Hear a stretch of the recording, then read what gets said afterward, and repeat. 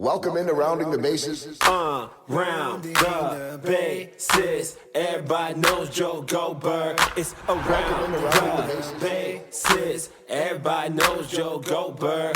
Hey everybody, welcome into another episode of Rounding the Bases presented by Community America Credit Union, invested in you. I am so excited about today's episode.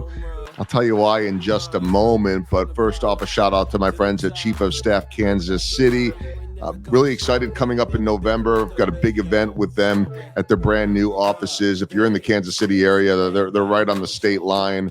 And if you are in the Kansas City area or anywhere for that matter around the country and you're looking for a job, looking to hire someone, looking for advice, I highly recommend that you reach out to them. Just a great resource, good down-to-earth people, incredible vibe in their office, a lot of youthful energy. So check them out, chiefofstaffkc.com, making connections that matter. I usually at this point, I'll shout out to whoever helped make the connection to my guest, if that was the case. But in this case, I sort of stumbled upon my guest the way a lot of people do, by seeing her incredible work online. And if you like barbecue, by the way, this will be an episode for you. You know, the number one question that I get when I'm traveling around the country and people say, where are you from? And I'll say Kansas City. And then they ask the question that everyone asks, which never really makes sense to me.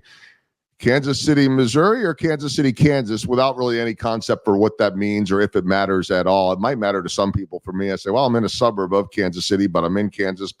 And then you have to explain what it means, and then they lose interest, and that's that. The second question they ask is, how good is the barbecue? And that's where I say, where do you want me to start? And my guest today can help with that. I'm joined by a small town girl who has taken the professional barbecue circuit by storm. Her name is Megan Day, the co-owner and pitmaster of Burnt Finger BBQ, who traded corporate life for a career in Q. She's been serving world championship flavor since 2008, when a bacon explosion catapulted her to viral fame. Now the seasoned pro is living her dream while bringing the fire to competitions and airwaves across the nation, searing herself in barbecue history as more than someone with a knack for smoking their opponents, but a bona fide force to be reckoned with. I am excited right now to be joined by Megan Day. How's that for an intro written by the incredible Ashley? Wow, that's great. Put that in my pocket and just play it as I walk around. Yeah, I'm just gonna pass that one on to you. It is all yours. Not that you need that type of introduction. As I'm looking at you, the big smile, the big personality, you got all those ribbons behind you, all those awards. There's so much to talk about, but for someone that's in the barbecue world, or a layman like me that sometimes will get on the grill and just burn some things, we all are asked about barbecue in Kansas City, are we not?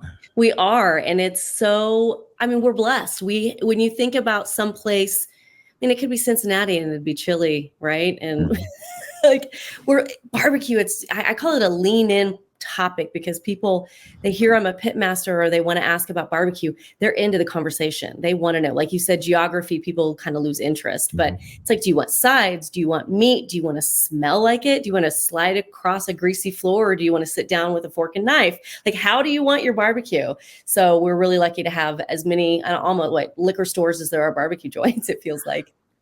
I love the question, and we'll probably get more into this a little bit later. I love when people ask me where to go, or the barbecue question, because there's not one answer and there's not a right answer. Some people will tell you there's a right answer.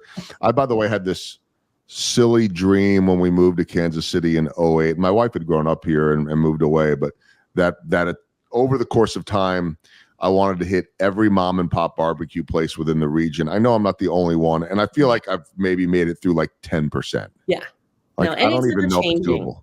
Yeah, it's ever changing. And it's been fun over the last few years. You're seeing the pop-up trucks, and then they get a brick and mortar. And so it's really been fun to see barbecue from the standpoint of someone pitching a tent or someone who has an actual restaurant. But then there's the guys who are in their own backyard. I think the best barbecue in Kansas City is in my backyard, Yeah, right.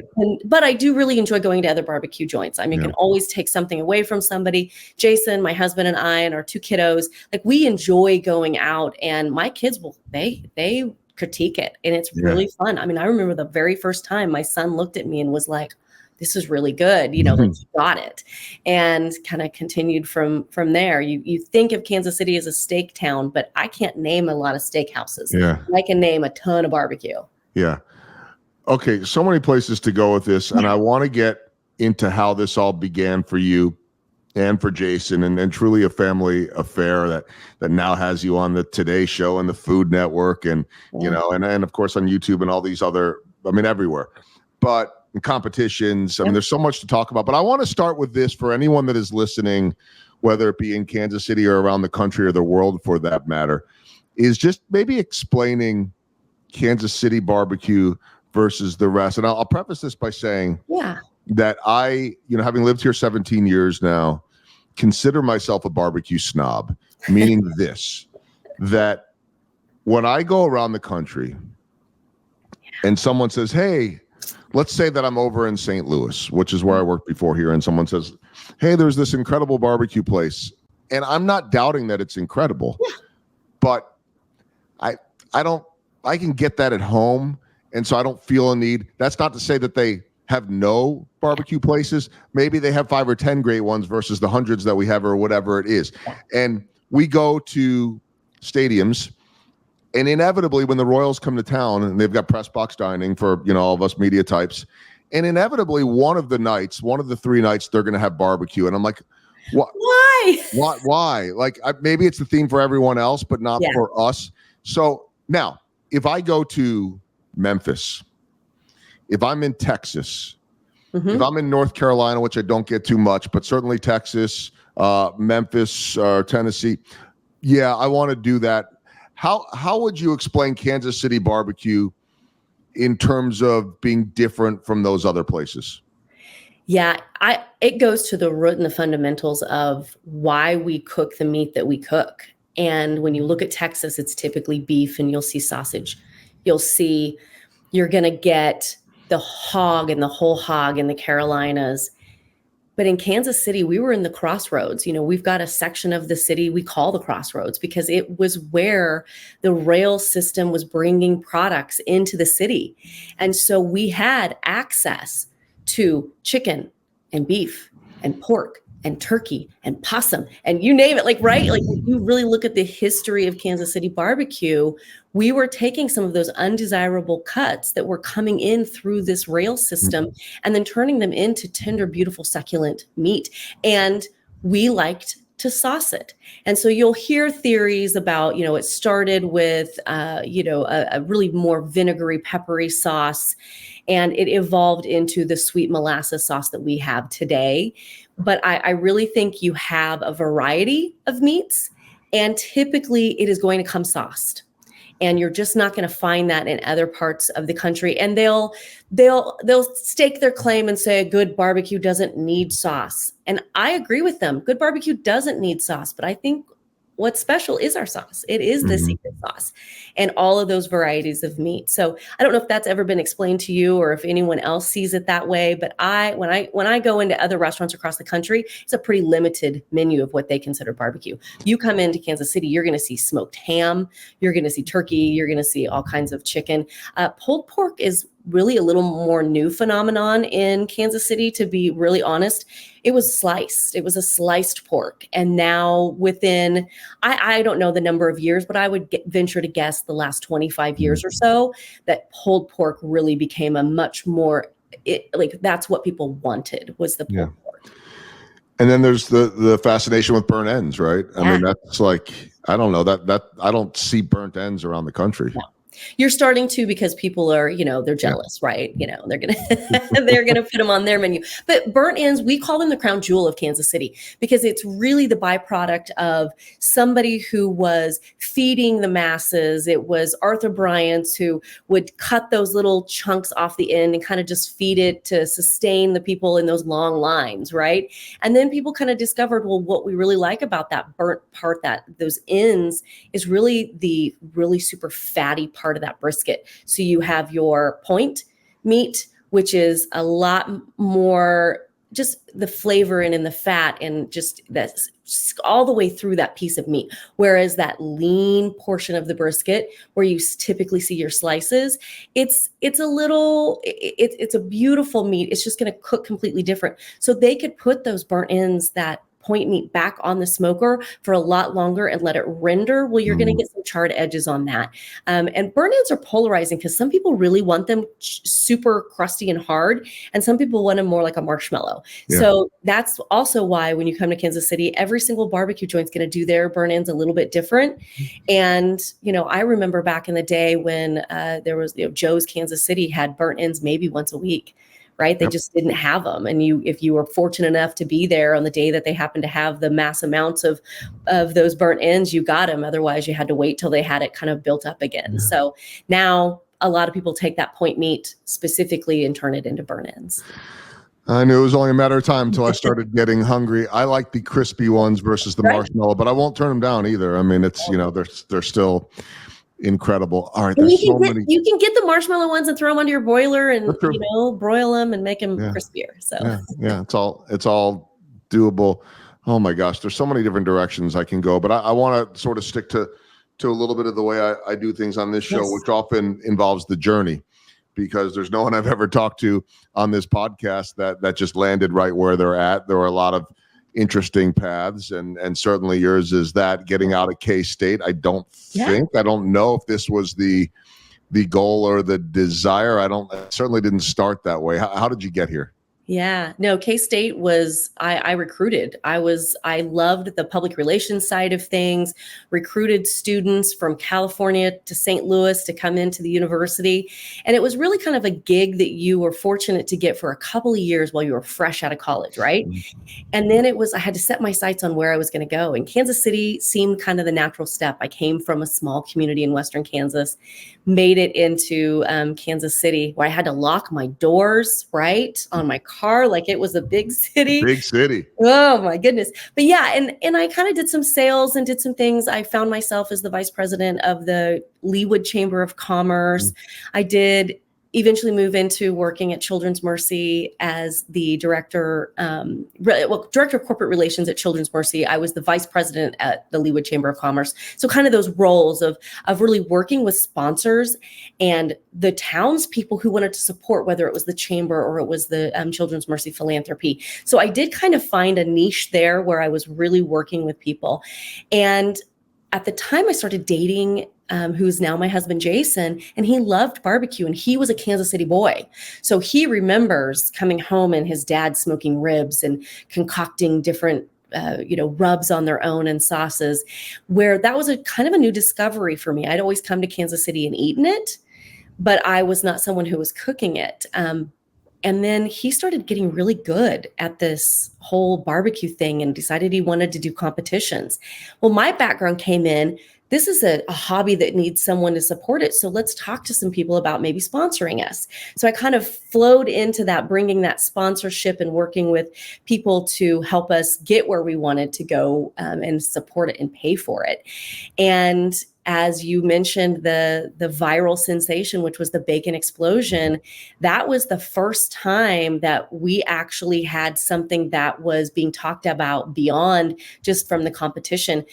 We came up with this crazy recipe. The bacon explosion is trademarked. It was a bacon wrapped, bacon stuffed smoked sausage. And it was at a time when people were kind of coming out of that low fat diet, and this thing was fat laden, and people got super excited about it.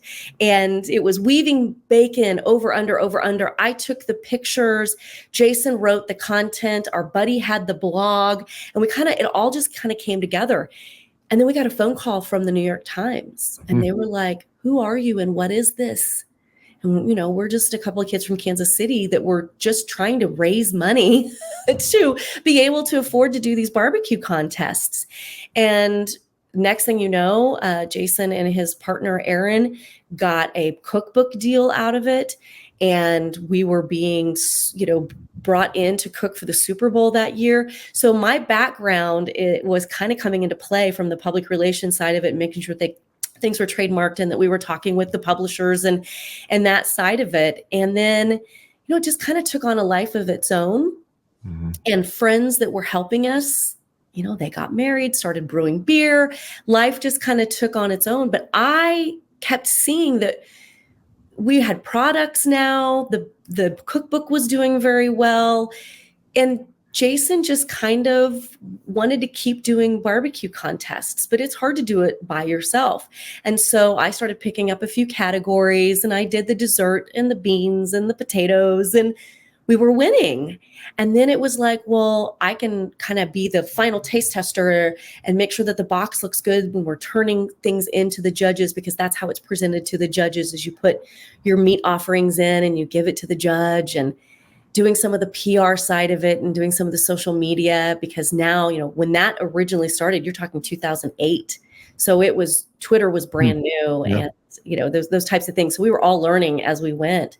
And that's when, talked about me kicking off the corporate heels. And I said, man, it was probably 2012, 2013, we started having kids. And I said, I think we really have something here still. We're all these years later, and maybe it's going to take a little bit of attention. I had read a quote that said, in order to change the outcome, you have to change the investment. And I really felt like we're at that point where we need to invest in this a little bit more. And maybe I can stay home and raise some babies and take the barbecue side of it a little more seriously. And really that's how I found myself being a little bit more the face of Burnt Finger BBQ, was because I was willing to go do those kind of public relations things, whereas Jason kind of just wanted to be the barbecue guy, right? Doing the recipes and doing the competitions. It's a great, at least looking from the outside, it's a great dynamic. Like I was like, let's see, when I reach out to you, should I see if you want to come on the podcast, just you, or should I ask you and Jason? And I'm like, it's usually just you, which tells me, without having met Jason, that he's comfortable being, in the background, doing his thing, and you're doing your thing. And and I know the kids, get involved some now too. It seems like the perfect dynamic. I mean, I know nothing's as easy as it appears, because life is hard and all of that, right? I mean, nothing is as easy as we try to make it look like it is, but you guys pull it off, and it just seems like a great teamwork, perfect matchup. Yeah, we often say I'm the kite, he's the string. I get to go do those things, and then he says, okay, well, what are we doing? What's the strategy? What's next? And I've always thought, if the Kansas City Barbecue Society, which is who sanctions our competitions, if they were to ever conduct a study of these pitmasters, successful or just the amateur, it really doesn't matter. People find the barbecue world, I tend to find they're systems people. So they're computer people, or they're something that where it's A, B, and C cause this. And I think if they did a commissioned, I think they would find that that's how a lot of people can have that mindset. And that's very much Jason. He's my biggest cheerleader. He's the one, when Food Network called and said, we would like for you to be on Chopped, which is it was a Grill Masters, all outdoor cooking. You open the basket and you figure out what ingredients. You got 20 minutes to cook something. When they reached out to me, I took that call as a secretary for Jason. I thought they wanted him because he was the one with the cookbook. He was the one who, he was the original person that went on the Today Show the first time Burnt Finger BBQ ever had that media with the New York Times and so on. And so I really did. And they said, well, we heard you cook. We want you. And so that was the moment when you talk about it's not always pretty. We had to sit down and say, oh my goodness, is this really, am I going to take that step? Are you okay with that? And you know what? He was very okay with it.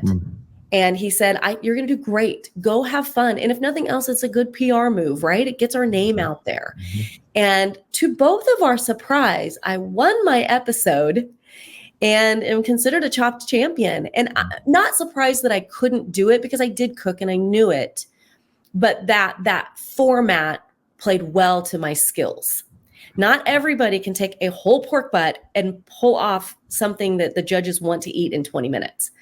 And it really did speak to my skill set very, very well. And so that's when we kind of all of a sudden said, okay, I think Megan as the pitmaster and Jason as the pitmaster, where it fits and works, we'll just kind of see where those media opportunities come in. I think back to, as you're telling the story, 2008. Yeah. Totally different world than now. And so I wonder, like, I mean, it's not a matter of the talent, but sometimes it's a matter of getting noticed. Yeah.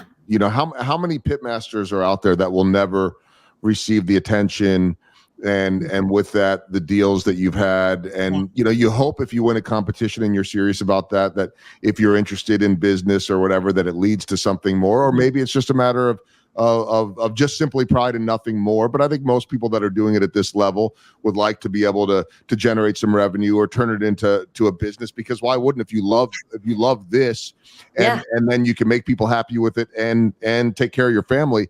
I think that's probably the dream for a lot of people, but that's a different place in 2008. People didn't know a whole lot about Twitter at that point. It wasn't dominating our world. I mean, I think that once you get onto Chopped, once you get onto the Today Show, certainly that is the exposure. But as you and I were talking before we came on, people just go to YouTube now. They may not even be going to their cable or their streaming service or whatever it is. That's the world of television, a whole other story. But I'm thinking back to 08 and then documentaries and all this type of stuff. What that world looked like for you back then, because now I think everybody would be trying to line their ducks in a row to try to make the best presentation, to search for a viral moment. And I guess my point in the question is that if you weren't looking for a viral moment, how surprised were you that it happened, and how, because you weren't in advance saying, well, if we do this, then it could lead to that. So Nobody that happened was. after, right? That happened after, and so I'm curious what you guys thought as this suddenly happened, and I don't even know if you realized it was jackpot right away.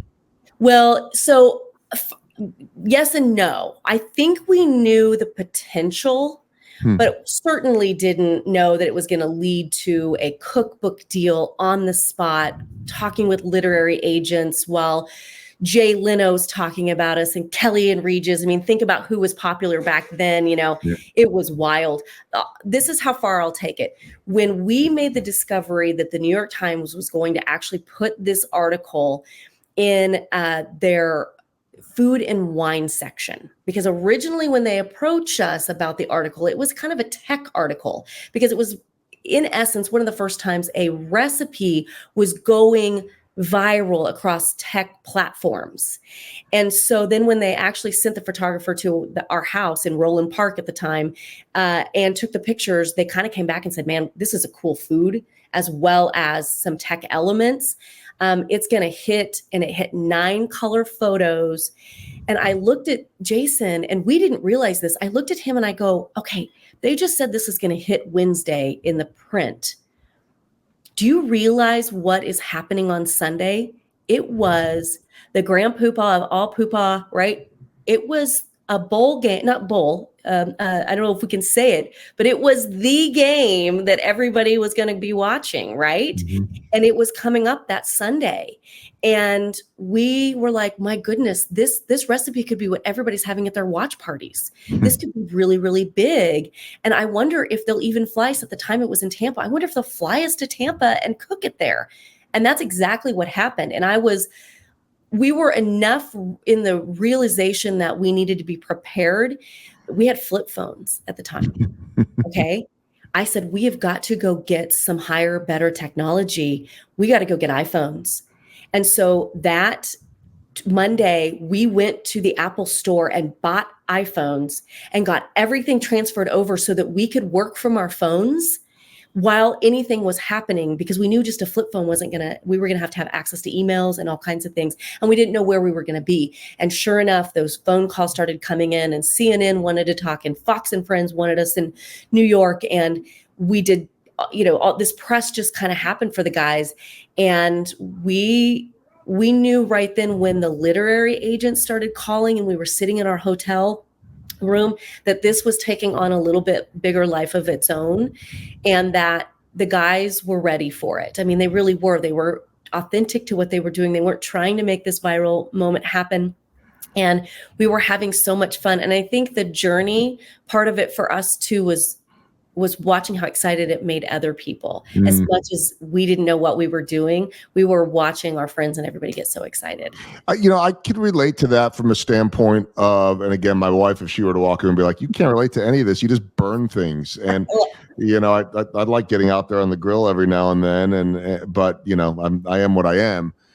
But I can relate to doing a job that brings people joy. Yeah. Sometimes after the loss, maybe I'm not bringing the joy, but it's entertainment. It's an escape from life. What food to me is oftentimes an escape from life or an enjoyment of life. And who doesn't love that? And so I see the similarities with that, but I look at how quickly things happen for you guys. I mean, it is the definition of viral. It is. And, we found out that professors were using case studies and talking about the things that this recipe and lifestyle were bringing, and the sponsorship. I mean, if you've ever seen the movie Julie and Julia, where she writes about cooking, it was a series of cooking things, a blog very early on, a very similar time frame of us with Julia Childs, and then people just started sending her kitchen equipment and things like that. I mean, semis were pulling up to our little Roland Park house, dropping this equipment, and they wanted us to review it and to be seen with it or to use it and try it and give them feedback. And it was just simply wild. And at the time, we really kind of made the decision that that's not what we wanted. We didn't want to be the clearinghouse for people telling you what products to use or what not to use. And I think we've really held true to that, that if you see us talk about a product, it's probably genuinely something that we sought them and said, hey, we really do use your product. Is there a relationship here?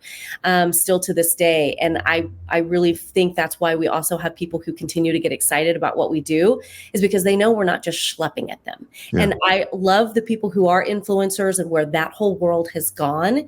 But I don't really think that we create content to try to get those types of moments. We document what we're doing as cliche, as authentic as it can sound. I mean, like this is who we are and what we do. And if you want to come along and join the journey, which I hope people will do, I hope they come find us like you found us. And I always find it fascinating when, Mac Lethal, who was a beloved Kansas City rap artist, he followed me one day and I thought, what the heck? Yeah. How did he find me? And then I saw when you and Joel Goldberg, like your intro says, everybody knows Joel Goldberg, like he's following me. This is the craziest. And I just know that those relationships, and I guess game respects game. And I think that's it. I was, when I messaged you on Instagram, you seemed so excited, and I'm like, no, I'm excited to meet you. Like, you're the barbecue star here, and that to me is like that's not my world, right? And so it's such a cool thing. I'm wondering, and you've been exposed to all of it now, right? Like, okay, Today's Show and Food Network and on and on and on. And so that's just normal for you now. I'm sure there's still moments where you're like, I can't believe this is happening. But for the most part, it becomes normal, which is a good thing. It's a comfort level. It's what you do. But I mean, I'm looking at on the website. It's just fun to look through all this. BurntFingerBBQ.com, BurntFingerBBQ.com. We'll have it in the show notes. But you have some of the history there. And I just look at, like, this is fun for Kansas Cityans for sure. 2024, among the many, big moments. Pitmaster Megan Day appears on Today's Show to promote Kansas City barbecue for Super Bowl. I don't even know the number. 53, I think that is. 2023, Pitmaster Megan Day appears on Today's Show to promote Kansas City barbecue for Super Bowl 52. 2000, on and on and on, right? And so, one, it's a reminder that the Chiefs are in the Super Bowl every single year. But if I look through the history of all that, there are a lot of what I would think at one point, not 2024, were oh my gosh moments. Like, what was that moment? Maybe it was the book deal you talked about where you turned to Jason and you said, holy crap, this really is a big deal. Yeah. I think from a who is Burnt Finger BBQ, having the very first time you see your name in print in the New York Times, that's earned. That's not purchased. That is an earned opportunity. That was a huge for our company. And then personally for me, I think being seen by the producers at Chopped and said, no, we know you cook. And like walking into the hotel with these other pit masters who had no idea who I was, but they knew I was Jason's wife. So they're shaking in their boots and they're like, oh my gosh, is Jason on the show? It's like, it's me.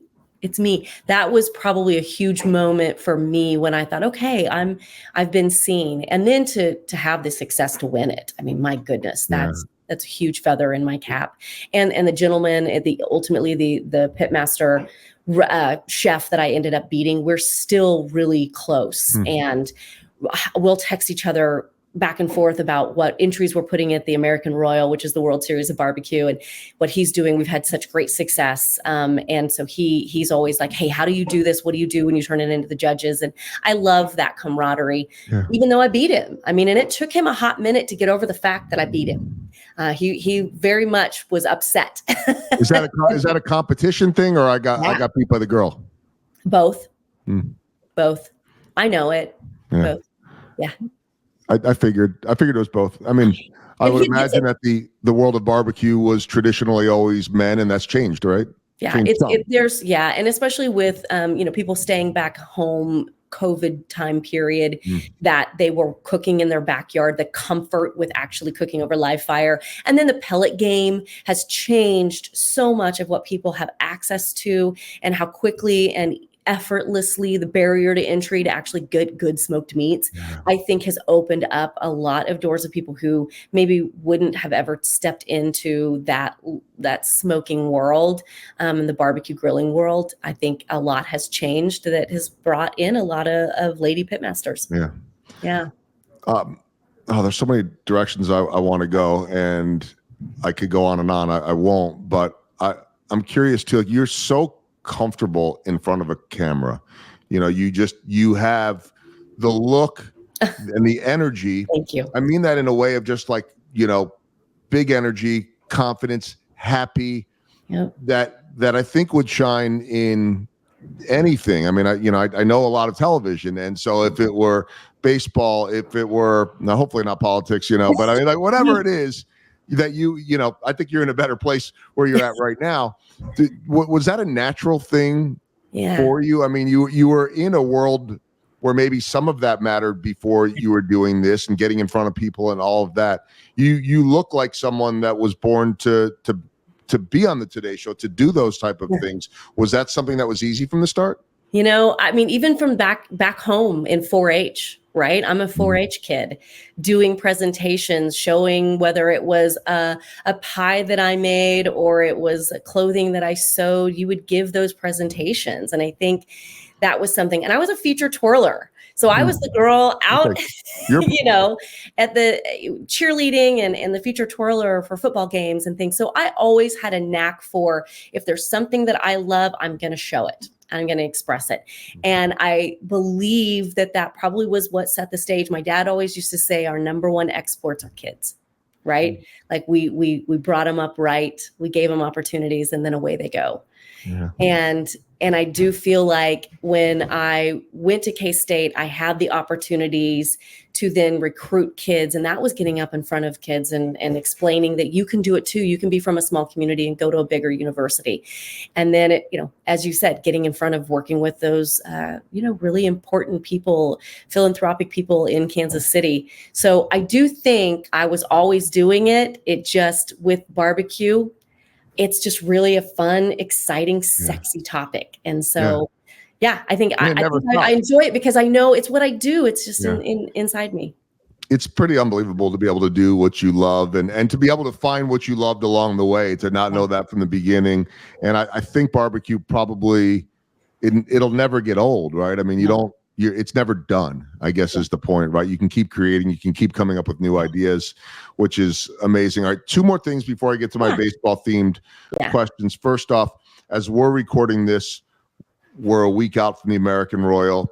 As it's being released, it's a few days before the American Royal. I always preface or like to share these timelines because it's not like the Today Show or my pregame shows that are live. This is pre-recorded, and people might listen to this in 2 years, in 5 years, or the day of. So for people that are listening to this the day of or the week of. The American Royal is coming up in Kansas City. If you're listening to it after the fact and you're from here or even not, it'll be here next year and the year after. Yeah. What is so special? This is crazy. I already told you this, but I'm going to make my confession right now that I've never been to the American Royal. I'm going next week, in part because I connected with you, but in part because I think that it's been earlier in the past, or I don't know. Like I always had baseball conflicts. Like it was on a Friday and a Saturday night, and I was working, and now I can go. What am I walking into? Yeah, it is part of the fabric of Kansas City. So it is a celebration of the world's best. It's the World Series of barbecue. And so you have teams coming in from all over the world who will be here. I love it when we get messages from our New Zealand friends or people from, Japan that are coming into town for this barbecue contest. But it's, 400 plus teams that will descend on the Kansas Speedway to then cook their meat entries, their side dish entries. There's also a kids queue on that Saturday where the kids either cook a steak or a hamburger. It's about food sport, right? And so people have been practicing their recipes, have been getting ready for this.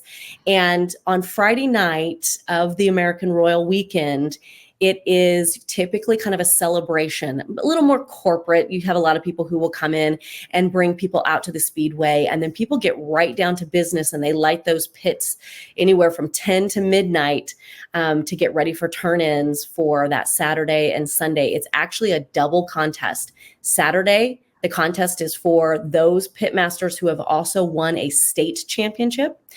And then the Sunday competition is anybody who wants to pay an entry fee, that wants to adhere to the rules of turning in.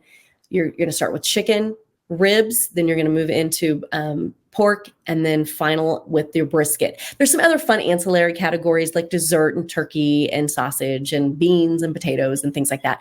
But the four core meats are what everybody's vying for that world championship title.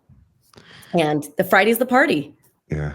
Yeah, so that's and it's right in your backyard, or close enough at least, and so that's the cool piece to it too. And that was the other question I wanted to ask, is that this is never ending in terms of competitions, and for you, whether it's being in the competition or judging, how crazy is the travel for you in your world in terms of? I think you call it food sport, and I never thought about it that way. But this is a sport, so to speak, an art form, so to speak, a competition at the highest of levels. How often are you on the go? Yeah. So there was a core part of our journey where we were 25, 30 contests a year. Some of those are doubles, but there was constant between really like Nevada to Washington, D.C., down into Texas, Florida, Arizona, where, we're going and we're cooking. And a lot of teams still do that. We have pared it back now quite a bit to where we're really looking for some of the world championships, a Memphis in May, which is a world championship, the American Royal, which is right here in Kansas City. That's one of those. And then we'll kind of pepper in a few weekends here and there. Our kids love to compete as well. So we'll try to find contests where they also are holding a contest for the kids and things like that. But, our peers, we see most of them in that 10 to 20 contests a year. We just have personally pared back a little bit more, and we're concentrating a little bit more on some of our product lines that we sell. But like this last year, we did Memphis in May, and hauling that gear out there the weekend before, the entire week we spend in Memphis getting prepped for, and then the weekend of the contest. I mean, that's a full, plus we probably spend 2 months prior to that May time period practicing, getting coached up, learning the rules, making sure that we understand, how to do presentation barbecue. So it kind of knock the rust off, right? Doing practices. So it's a full, for us to get ready for those world championships are several months in the making, and then a full week on site. But, this last year we pulled out a perfect, just when it was just really a nice opportunity for us to go on the stage a couple times, which is pretty rare to do that at a world championships. Our chicken wings took first place, and we have a sauce that's in development, our mustard sauce, that took first place. And then our ribs did really, really well. We were top 20 out of, hundreds of people. So we really had a great Memphis this year. And then we're, ready for the American Royal, which is going to be, again, against some of the best it is the best in the world. And then all those sauces with the blue ribbons next to them, World Championship favorite, smoky KC barbecue sauce, smoky KC barbecue rub, spicy KC barbecue sauce, critically acclaimed. I mean, it's just, by the way, for anyone that's not in Kansas City, if you go to the grocery store, there are full sections of just barbecue sauces. I always try to get the ones that are not in glass bottles to bring for gifts for people that are out of town. It's just an easy, it's the easiest slam dunk gift because everybody wants, a little piece of that. They know about it. Okay. Baseball themed questions. Yeah. By the way, I love seeing all the pictures on the website with Jason in his Royals hat. That's good. That's good. No, it's great representation of Oh my KC, gosh, that's funny. the blue. I've never looked at our website from that lens. I'll have to do that. Yeah, just seeing him and wearing that blue cap in some of the pictures is pretty cool. Okay, what's the biggest home run that you've hit now in this amazing career? So, I'm going to say this. Now we're hitting grocery stores. That's a huge home run for us. We've always been specialty stores. We've always been someone who's got products where grills and smokers. We're launching into 31 price choppers right now, all of the Cosentino price choppers. And that is a home run because it's hard to get on a grocery store shelf. Yeah. It's just staying hard.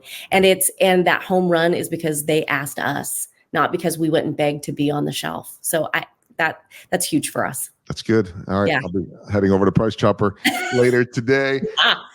Second baseball theme question, the swing and the miss. I'm sure there are a lot of them, whether it be in terms of recipes or competitions or whatever. Like you don't get this right the first time, every single time. It might not even be that. What's a swing and a miss, and what did you learn from it? Since I'm a chopped champion, I was invited to do the Tournament of Champions, and it was in a kitchen. I'm not a kitchen cooking gal. I'm on the, just outside cooking girl. And that was a miss. I did not fare well in a real commercial kitchen. So who cooks in the kitchen at home? We both do, but industrial equipment is a completely different game. Yeah. That's just that's for living every single day. That's not for right. All right. The final one on these small ball. What are the little things that add up to big results for you? Yeah. The little things, practice. I'm looking at recipes. I'm constantly just taking ideas and keeping notes and then practicing what works. And it's amazing when we go into competition, the recipes we practiced are the ones that win. They really are. All right. Good lesson to learn, right? Things don't happen by accident. And I don't think that your success, even from the get-go, happened by accident. Maybe it was meant to be, but you just didn't know where it was taking you. And now it's become your whole life in the best of ways, and we all get to benefit from it. All right, 4 final questions as we round the bases. I always come up with some random things or some fun stories or whatever. And I feel like for this one, we could do 15 of them or 50 of them. I'm not going to do that, but I'll start with this. I mentioned Ashley writing the intro, and she does all the good work for my podcast here, and I love that as she wrote, personal side. They have 2 quote unquote little fingers, Hank and Meredith, who compete in Kids Q, and then it says does meats and crafts with their kids using food. I've heard of arts and crafts like all the rest of us. Never heard of meats and crafts. That sounds better. I was never good at arts and crafts anyway. But tell me about the family affair and what do the kids think about all this? Oh gosh, they love it. So when she says meats and crafts, we make this zombie hand that is shaped in a hand that has provolone cheese on it. When you bake it up or put it in the smoker, the skin kind of puffs on it and the kids just go nuts. I mean, they just have so much fun. We talked about the bacon explosion. It started out with a basket weave of bacon. We've always just played with our food. And watching our daughter, we were looking back at some home videos recently, and I think she was about 9 months old, and she was tasting rubs, and she got so angry because we took it away from her because we were like, you can't have that much salt. We got to we got to stop this. But she just got so mad because we're always just in the kitchen playing around, and they know it and they love it. That's so fun. Yeah. That's so much fun. They are, it's part of who they are. Obviously it was part of her at before her first birthday. Some kids have the picture of the cake in the face on the first birthday. Yeah. She's messing with dry rubs. Yeah. She's like, LeBron James with spices, right? That's her world. All right. Second question. It's gotta be the one that you hear more than anything, but I'll do it anyway. Favorite thing to be out there and cook? Burnt ends. I just love burnt ends. I think the richness of them, the smokiness, it's not a super long cook. And in Kansas City, we're fortunate. You can go to your butcher and you can say, can I just have the point? And you can just make burnt ends. And you can do it on like a kettle. You can do it on a gas grill because it's not a huge piece of meat, right? And then you can cut those down and make beautiful burnt ends. So that's my favorite. Follow up on that so I don't waste my third question. Give me an ideal meal of sides, entree, whatever you want. You're going out for an ideal barbecue meal. What do you want on your menu? Kansas City style? Yeah, well, sure. Sure. Okay. So I think ideal meal is going to be, I want to start ribs, right? Food with a handle. Give me ribs, something I can really get down on. So I'm a spare rib. I like a good spare rib. I'm gonna then my side choice. I really think iconic Kansas City style, that cheesy corn, right? But I do one with a pimento cheese as the base for my cheesy corn. So I really take that a little bit step further, a little richness, because pimento cheese has some mayo in it. I know, right? It's just, it adds a little bit of deliciousness to it. So I want a good cheesy corn. I'm a Texas toast girl, just good old white Texas toast. I mean, it doesn't have to be toasted or anything, just that good white bread that's going to sop up that sauce. I want a lot of sauce. I may not completely douse everything with it, but I want access to more sauce. And then I'm a huge baked potato person. And if we can throw some pulled pork on that baked potato, some sour cream, like I don't want it just to be a baked potato. I want there to be a meat element that goes along with it. And then I want to end with like a buttermilk pie or maybe a peach and blueberry cobbler, something like that. Yep. I knew that we would all be hungry listening to this or as I'm recording it. That's a good thing. All right. Third question as we round the bases. We got to talk more recipes, and you'll see where I'm going with this in a moment. On the website, burntfingerbarbecue.com, it has our newest recipes, and there's all kinds of stuff on here. I bring this up because they're all so unique. Smoked beef chuck sticks, piggy puffs, raptor claw jalapeno poppers. Yes, please. That sounds amazing. What else did we have on here? Well, there's a million of them. I'm curious if you have a favorite innovation, a favorite. I mean, you just shared a lot of the staples with me. Yeah. What's just that crazy creation that you're really proud of? Okay, so I think crazy creation that I'm really proud of. Gosh, you're gonna make me think here for a second because there's so many that are really, really fun.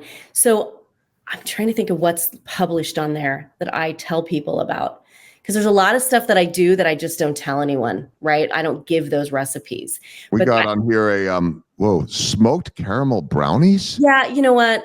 Let's go that. I think let's go dessert because that's so not traditional. Yeah. So I do truly a monkey bread. Let's talk about the monkey bread, and then we can talk about the caramel ones, but caramel brownies. But the smoked monkey bread with a fried apple. Laced in between it. It is amazing what I actually go to thrift stores and buy those really old bunt pans that are super thick.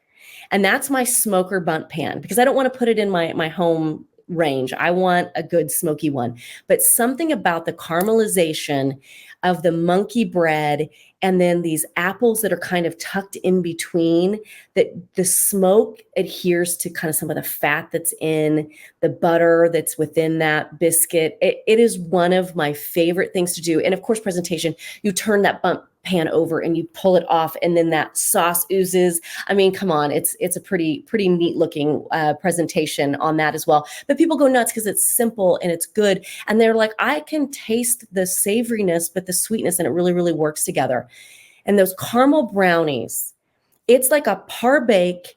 Then you put chocolate chips and you put a melted down caramel in there. And then you put more brownie batter on top and finish it off. Those are some of the best eats that you can get. And again, that smoke loves fat, and the caramel, as silly as it sounds that you would have a savory and a sweet, I think that's becoming a more popular flavor profile for people, and maybe not as out there as when I first started doing some of these desserts on the smoke.